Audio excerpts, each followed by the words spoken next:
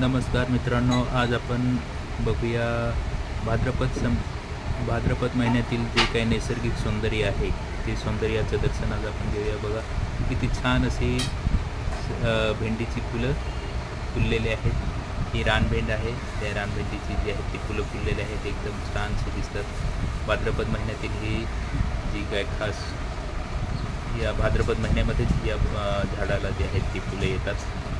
आणि ही रानभेंड आहे. संपूर्ण पिवळसार असा हा जो आहे तो पट्टा झालेला आहे, एकदम छान मस्तपैकी. आपल्या माहीमच्या मुंबई माहीम परिसरातील ही जे आहे ते खाडीच्या किनारे एकदम पिवळसार परिसर झालेला आहे. किती छान असे सगळे झाडं जे आहेत, झाडांना जी आहेत ती फुलं आलेली आहेत.